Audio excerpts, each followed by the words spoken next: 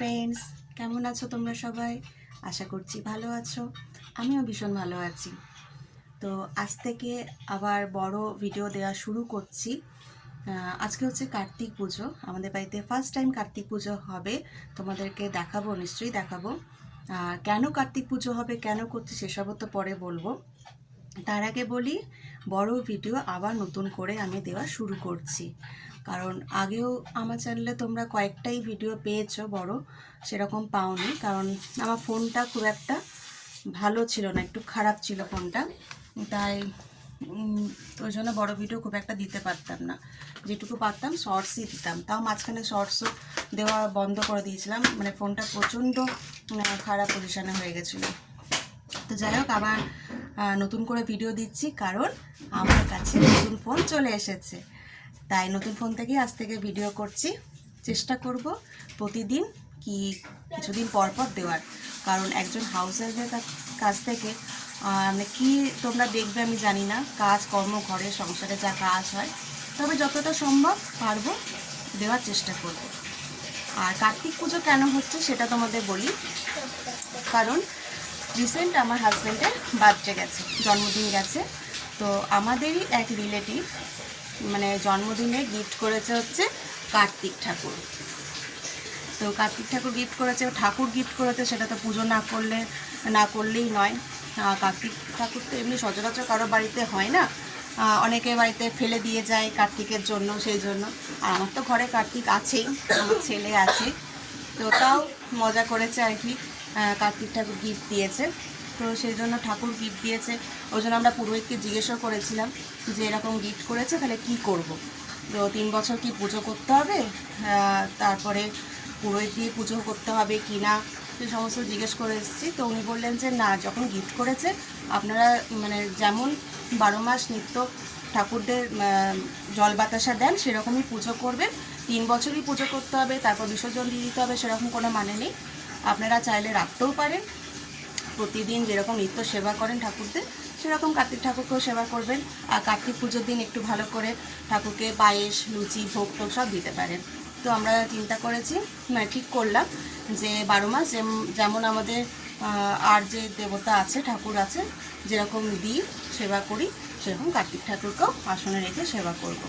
বিসর্জন দেব না, দেখি কী হয়। তো আজকে সেজন্য কার্তিক পুজো বলে আজকে একটু পুজো হবে, তো সেটাও তোমাদের সাথে শেয়ার করব। চলো দেখতে থাকো আমার সাথে। চলো তোমাদের আমার কার্তিক ঠাকুরকে দেখাই।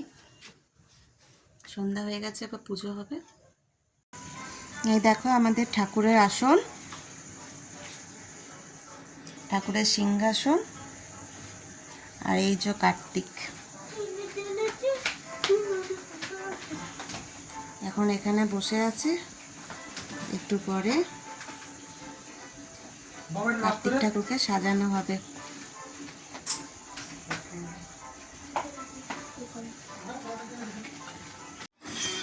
তো দেখো এখানে কার্তিক ঠাকুরকে নামানো হয়ে গেছে। এখানটা একটু ভয়েস দিলাম, কারণ এত ওখানে আওয়াজ করছিল, ফোনের আওয়াজ ছিল, ওই জন্য কথা বলতে পারছিলাম না। এই যে শাশুড়ি মা নামিয়ে দিলেন। এরপর সাজানো হবে, ফুলের মালা পরানো হবে, সাজানো হবে। তো দেখো কেমন হচ্ছে পুজো। এবারে প্রথমবার তো একটু ছোট করেই করলাম, পরের বার চেষ্টা করবো একটু ভালো করে করার। এই যে মালা পরানো হয়ে গেল, বাবাকে মালা পরিয়ে দিল রজনীগন্ধা মালা। কার্তিক ঠাকুরের মুখটা বেশ সুন্দর না, দেখতে খুব ভালো লাগছে, তাই না?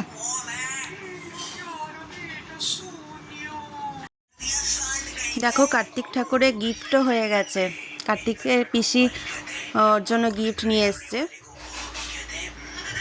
পাশেই রাখা হয়ে গেছে গিফট।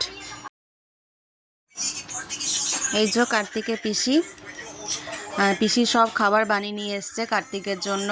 লুচি, বাঁধাকপির তরকারি, সুজির পায়েস। এবছর আমি করতে পারবো না, সেই জন্য পিসি সব কিছু বানিয়ে নিয়ে এসেছে। আর সঙ্গে গিফটও নিয়ে এসছে, জন্মদিন বলে কথা, ভাইপোর জন্মদিন বলে কথা, ওই জন্য গিফটও নিয়ে এসছে। তো এখন খেতে দেয়া হচ্ছে। ঘরের ছোট্ট মতো করে যেরকম নিজেরা যেরকমটা পেরেছি সেরকমই করার চেষ্টা করেছি।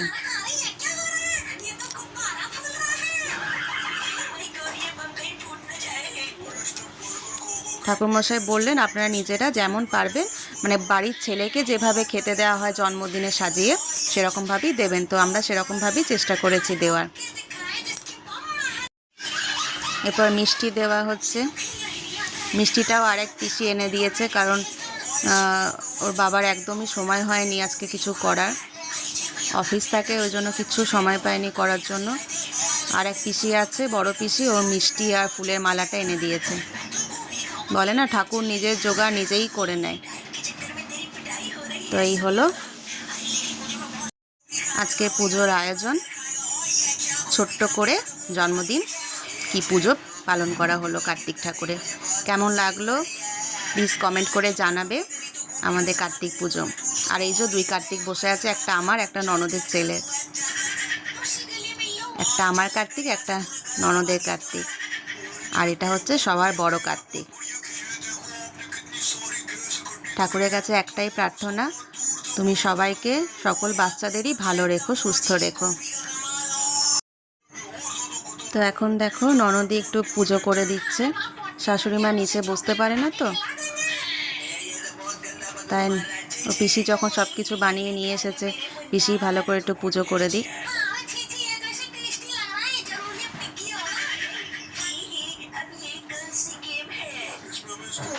পরের বছর চেষ্টা করব একটু ভালো করে করার, একটু বড় করে করার।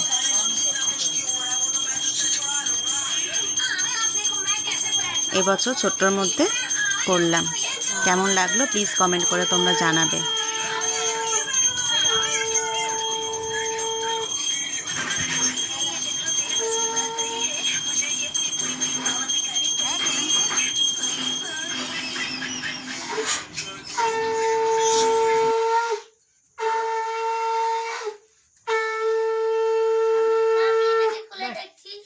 চলো পুজো কমপ্লিট হয়ে গেল। এরপরে রাতে রান্না করতে বসবো। এই যে ছোট আলুর দম আর হবে আটার লুচি। করে আমি আলুটা সেদ্ধ বসিয়ে দেবো। আলুগুলো ভালো করে ধুয়ে নেব, ধুয়ে নিয়ে সেদ্ধ বসিয়ে দেবো। নিরামিষ আলুর দম হবে। আলুর দমটা, আলুগুলো সেদ্ধ বসিয়ে দিয়ে আমি আটাটা মেখে নেব।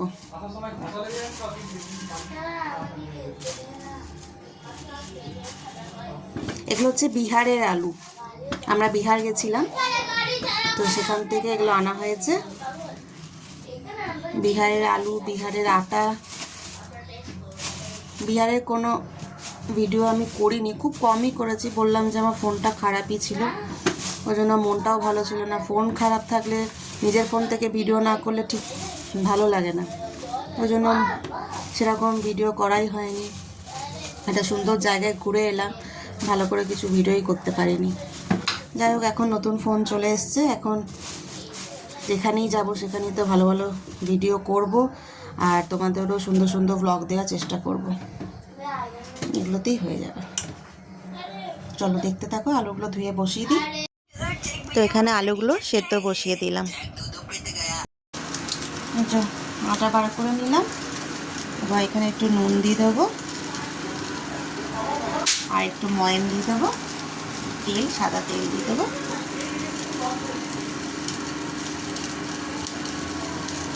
ব্যাস, এটাকে এরপর জল দিয়ে ভালো করে মেখে নিই। দেখো আমি এখানে মশলা বানানোর জন্য টমেটো, আদা আর কাঁচা লঙ্কা নিয়ে নিয়েছি। এটা এরপর পেস্ট করে নেব। মশলাটা বাটা হয়ে গেছে, আদা, টমেটো আর কাঁচা লঙ্কার পেস্ট। এরপর এটা সিটি করলে আলুগুলো আগে ভেজে নেব, তারপরে মশলা দিয়ে কষে রেডি হয়ে যাবে আলুর দম। চলো তোমরাও দেখতে থাকো। চলো, আলুর দম আমার সেদ্ধ হয়ে গেছে।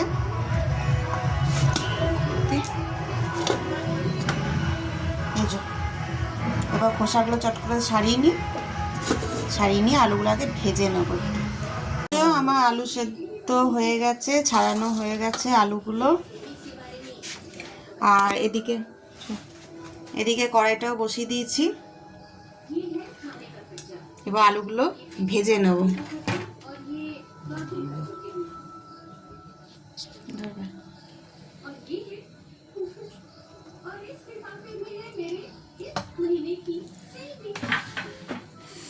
আলুগুলো লাল লাল করে ভেজে দেবো, একটু নুন আর হলুদ দিয়ে ভাজবো।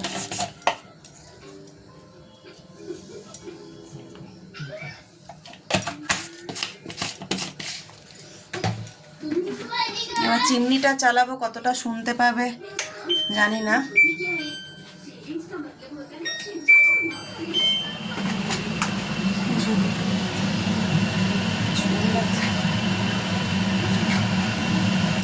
নুন আর হলুদ কড়াইয়ে দিয়ে দিলাম তেলের মধ্যে। এবার একটু গরম হলে আলুগুলো ছেড়ে দেবো। দাঁড়াও,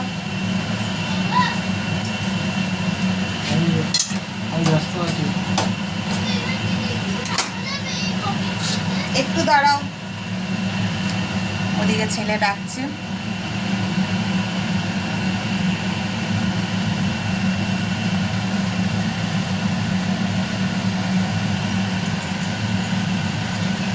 গরম হয়ে গেছে, এবার আলুগুলো ভালো করে ভেজে নেব।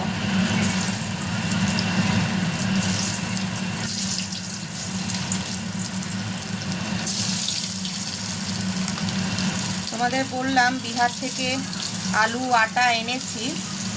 বিহারে কোথায় গেছিলাম সেটা তোমাদের বলা হয়নি, কেন গেছিলাম সেটাও বলা হয়নি, ওটা লাস্টে বলে দেব।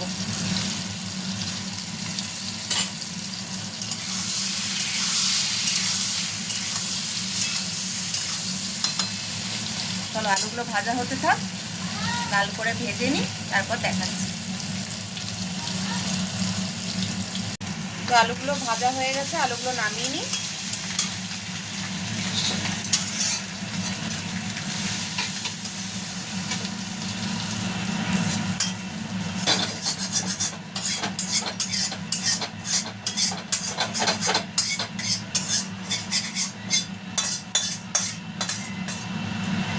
এবার এটার মধ্যে আবার তেল দেব।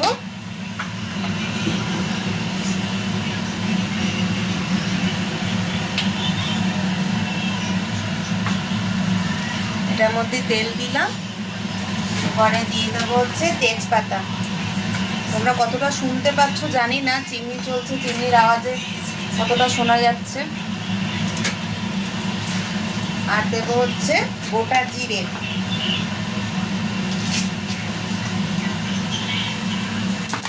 গোটা জিরে আর তেজপাতা দিয়ে দিলাম।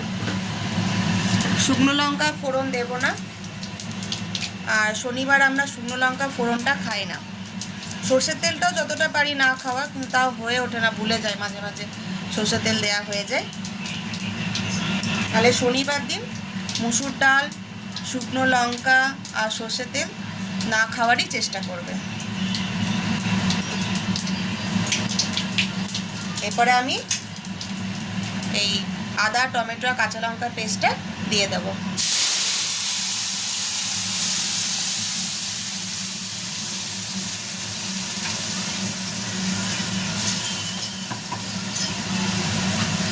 আরেকটা জিনিস দিতে ভুলে গেছি, ওটা ফোড়নেই দিতে হতো, এটা হচ্ছে হিং। এই আলুর দম, নিরামিষ আলুর দমে একটু হিং দিলে খুব সুন্দর লাগে খেতে।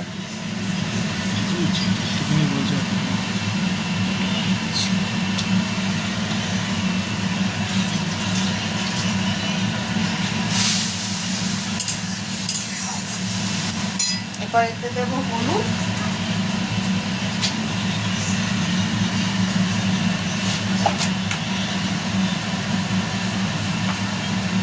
আলু ভাজার সময় একটু হলুদ দিয়েছিলাম, তাই একটু বুঝেই দেবো,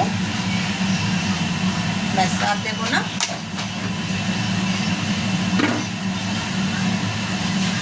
এরপর দেবো মিষ্টি, নিরামিষ আলুর দম তো একটু মিষ্টি না হলে ভালো লাগে না।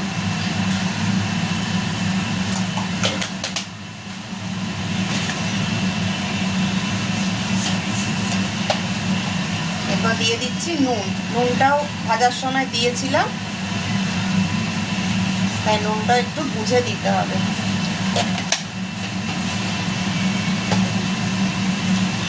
এটা আবার ভালো করে কষিয়ে নেব।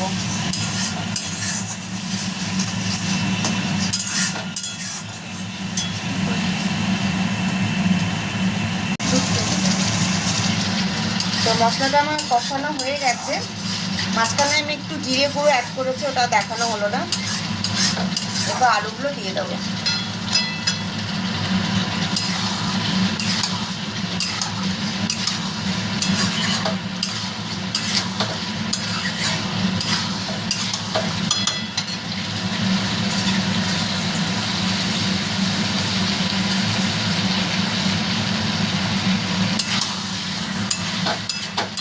আলুগুলো দিয়ে একটু নেড়ে নিলাম, এরপরে জল দিয়ে দেবো।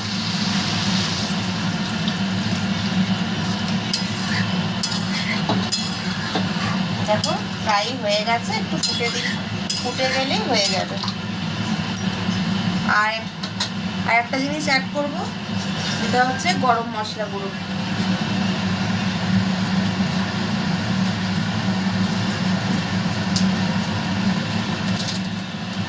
গরম মশলা গুঁড়ো একটু অ্যাড করে দেবো। অনেকে ঘি দেয়, কিন্তু আমি ঘিটা দিই না।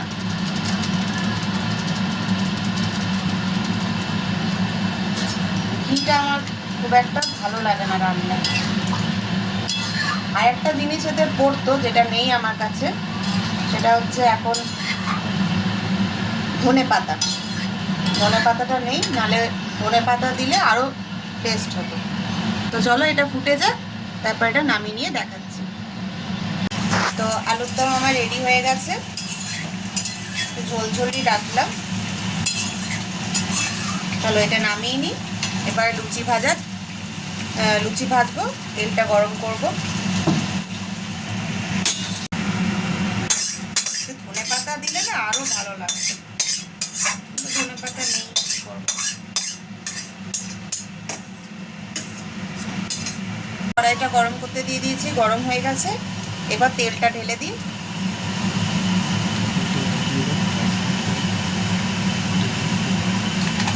এই যে আমরা রাইস ব্র্যান্ড অয়েলটাই খাই, তো এটা 60টা এবারে নিয়ে এসেছি, নাহলে ফরচুন, ইমামি, যাই হোক রাইস ব্র্যান্ডটা খাই। রাইস ব্র্যান্ডটা খুব ভালো হার্টের পক্ষে। অনেকে সানফ্লাওয়ার অয়েল, সয়াবিন অয়েল খায়, কিন্তু আমি বলবো যে রাইস ব্র্যান্ডটা খুবই ভালো।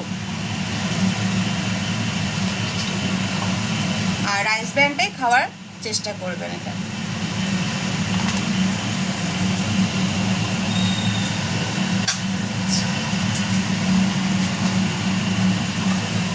তো চলো তেলটা গরম হোক, আর আমি এখানে ফটাফট লুচিগুলো ভেজে নিই আর বেলে নিই।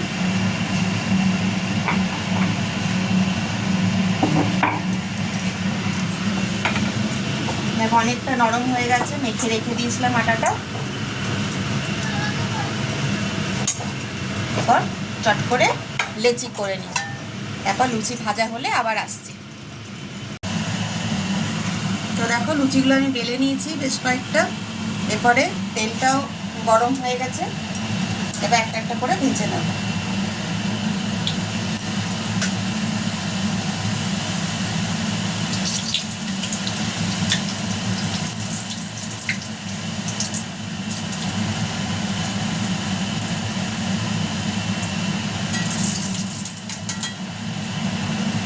আটার লুচি তো একটু কালো কালো লাগবে, হ্যাঁ লাল লাল, সরি। কিন্তু ময়দার থেকে আটার লুচি খাওয়া খুব ভালো।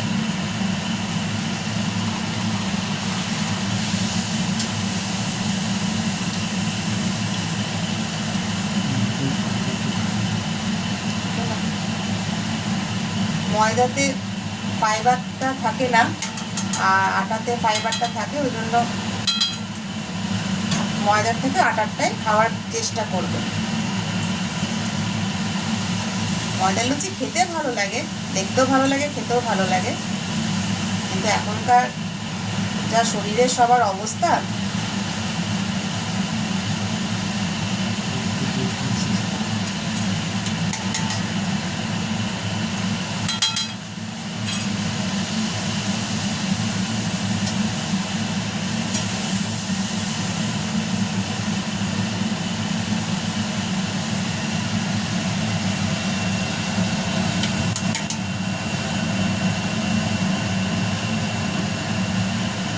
চারটে ভেজে নিলাম, চারটে আগে শাশুড়ি মায়ের জন্য দিয়ে দিই। তরকারিটা তুলে নেবো।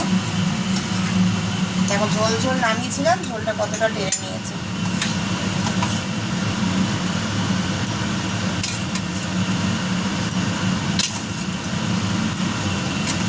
এই যে আমাদের রাতের ডিনার রেডি, লুচি আর আলুর দম। তো দেখো এই যে লুচি আলুর দম নিয়ে বসে পড়েছি, ছেলেও খাচ্ছে। তো চলো খেয়ে নিই, আর ব্লগটা এখানেই শেষ করে দিই, আর বেশি বড় করব না। আর কি দেখাবো, এরপর তো রাত দেখো 11টা 15 বাজে, অনেকটাই রাত হয়ে গেছে। তো ব্লগটা এখানেই শেষ করে দিচ্ছি। কেমন লাগলো পুরো ব্লগটা অবশ্যই কমেন্ট করে জানাবে, আর পুরো ব্লগটা অবশ্যই দেখবে। এবার থেকে চেষ্টা করব প্রতিদিন ব্লগ দেওয়ার, যতটুকু পারবো চেষ্টা করব দেওয়ার। তো আজকের মতো এখানেই থাক। ওর হ্যাঁ, আমরা বিহার কেন গেছিলাম সেটা তোমাদের এখনও বলা হয়নি, সেটা লাস্টে বলবো বলেছিলাম। তো বিহারে আমরা, আমাদের এক রিলেটিভ থাকে, আমার মাস্তুতো ননদ আছে, বড় ননদ, তার শ্বশুরবাড়ি বিহারে। মাস্তুতো ননদ তো বাঙালি, তো নন বেঙ্গলিকে বিয়ে করেছে। তো তার শ্বশুরবাড়ি হচ্ছে বিহারে গোপালগঞ্জ আছে ওই জায়গায়। তো সেখানে ছট পুজো হয় ওদের। তো ওরা প্রত্যেক বছরই ছট পুজোর সময় যায়। আর আমরা আগে একবার গেছিলাম অনেক বছর আগে, তো খুবই ভালো লেগেছিল গ্রামটা, খুবই ভালো। বিহার জায়গাটা সত্যিই খুব সুন্দর, রাস্তাঘাট খুবই সুন্দর, এখন তো আরও ভালো হয়েছে রাস্তাঘাট। তো এবারও মা টেনেছে, মায়ের টানাতেই মানে যাব না করেও যাওয়া হয়ে গেল আর কি। মানে হাজব্যান্ডের ছুটি, ছেলের স্কুল, ছেলের রেজাল্টও ছিল সেই ডেটেই, যে ডেটে আমরা যাব তার পরের দিনই রেজাল্ট ছিল। তো মা তো টানাচ্ছে, যেতেই হবে। তো রেজাল্টটাও দেখলাম পিছিয়ে গেল। যেদিন আমরা এলাম তার দুদিন পরে রেজাল্ট ছিল, তো অনেকটাই পিছিয়ে গেছিলো। তো যাই হোক, মা না টানালে তো কোনো জায়গায় যাওয়া হয় না, বিশেষ করে ঠাকুরের জায়গায়। তো যাবো একটা মন থেকে ইচ্ছা ছিল, সেই জন্য মা টানিয়েছে, চলেও গেলাম, বিহার ঘুরেও এলাম, খুবই ভালো জায়গা।